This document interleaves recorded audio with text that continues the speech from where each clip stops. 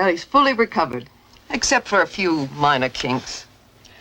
Has he asked for anything special? Yes, this morning for breakfast. He requested something called wheat germ. Oh, yes, those are the charmed substances that some years ago were felt to contain life-preserving properties. You mean there was no deep fat? No steak or cream? Those were thought to be unhealthy. Precisely the opposite of what we now know to be true. We gain and lose weight based on hormones. And sugar is poison. Yes. Carbs contain three things: starches, fiber, and sugars. Okay, versus sugar is just sugar. There is no weight gain without insulin. You gotta get the insulin down. There is no weight gain without insulin. You gotta get the insulin down. There is no weight gain without insulin. You gotta get the insulin down. Hi everyone, I'm Carnivore Ron. I call myself a carnivore because 98 to 99% of what I eat are animal products. I do have some stuff that I eat that are not animal products, and I can explain those. I have reasons for eating certain items that are not. And so, with that said, I want to try and break down what my hours and hours and hours, literally thousands of hours over the last year and a half of watching videos on nutrition and on weight loss. And it's incredible, the incredible amount of variety of opinion that there is out there. But I've decided to go with the carnivore diet. Number one is that I love beef.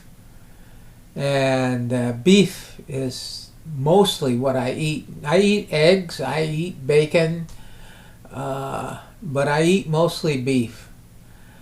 I also have some non-animal products that I eat. I eat dark chocolate, and I'm going to explain why. Stearic acid is an 18-carbon saturated fat found in certain animal fats and chocolate, specifically cocoa butter. But the highest concentration of stearic acid is in chocolate, cocoa butter. This stuff right here. And I eat this on a daily basis for two reasons. That's one of them. And let me tell you about how that affects your mitochondria and your energy production and fat burning. But it also helps for those of us who have on this carnivore diet problems with hard stools. Mitochondria to fuse together. What you're looking at here is an image where red marks mitochondria in the participant's cells. And when given the stearic acid milkshake, including 24 grams of stearic acid, the percentage of fused mitochondria increased fourfold. Is low stearic acid intake, fragmented mitochondria. High stearic acid intake, fused mitochondria that are stronger. And they also found an association between increased levels of stearic acid in the blood and increased mitochondrial fusion. Okay, there's a lot more information on this video, and I'm trying to keep this simple for you, but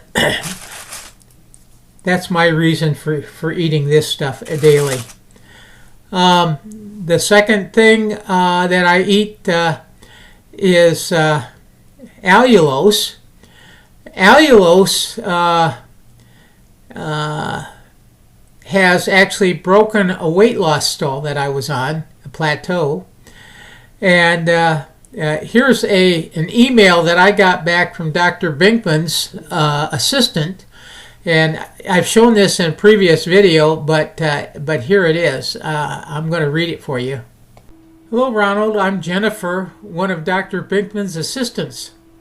He's unable to respond individually, but I can help you with this. Yes, allulose can raise GLP-1, which slows gastric emptying and suppresses glucagon. I hope I pronounced that correctly. That means less glucose entering the blood and a smaller insulin demand. There's also evidence it nudges AMPK in muscle, helping clear and burn glucose so you feel fuller, eat a bit less, and keep insulin lower, which can unstick stalled fat loss.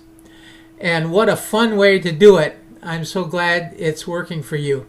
Her reference about how it being fun to do is I used it to make carnivore ice cream. And I eat now, in the last few weeks, I eat some ice cream every day that I make homemade ice cream.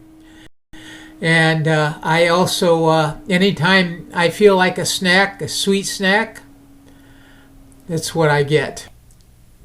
Okay, let's move on here. There are some other non-carnivore foods that I eat occasionally, not very often, but occasionally. I like having sauerkraut when I eat something like a kielbasa or a hot dog. I call those my dirty carnivore days. I don't do those very often because I know they have carbohydrates in them. I know a lot of manufacturers put sugar and starch as fillers in hot dogs and in kielbasa. I also use mustard sometimes on my hamburger just for flavor. Again, those are low in oxalates and low in carbohydrates, so they're kind of a carnivore cheat, but they're kind of not also. Again, I'm not telling you what to do here. I am merely telling you what I'm doing and how it's worked for me. Okay? Well, let's kind of get down to the basics of the diet that I follow. My goal in losing weight, or what I try to do to lose weight, is to keep my insulin level down. My understanding, again, and I think Schultz would say it best. I see nothing. I know nothing. My understanding is how this works is that there are three basic food groups. There's fat. Fat does not cause a high insulin response. So it's kind of a good food to eat for weight loss. I know that sounds ironic, but you teach your body to burn fat, it doesn't bring up insulin, and when insulin is down, according to the experts, not myself, according to the experts, when the insulin level is down, you don't gain weight. You can't gain weight. There is no weight gain without insulin. You gotta get the insulin down. Number two, the second type of food type is protein. You absolutely have to have protein. There's no choice. You can get it through animal or vegetable. It happens to be that through animal products is the most efficient way to get it. And I think it's the best for you. That's, again, my opinion. Plus, I love the taste of it. I love the taste of meat. I also love eggs as well. That's another source of both fat and protein. And they're both low carbohydrate, which brings the third food group, which is the big no-no, whether you're a vegan, a vegetarian, or a carnivore, or a ketovore, as I guess I would be categorized as, is carbohydrates, sugars. We gain and lose weight based on hormones. And sugar is poison. Starches. You avoid those. If you want to lose weight, when you eat a carbohydrate of any kind, it raises your insulin level up to the point where your body needs to burn that sugar off or store it as fat. Again, this isn't what I'm saying. This is what the experts are telling me. And I encourage you to do your own research. Because again, as Sergeant Schultz would say, I see nothing. I know nothing. Anyway, I hope you find this video helpful, and I wish all of you just to have a great day. Make the best of the day that you can. Try to control what you can control, and what you can't control, well, you can control how you react to what you can't control. And so the best way, I think, is just to try to be happy.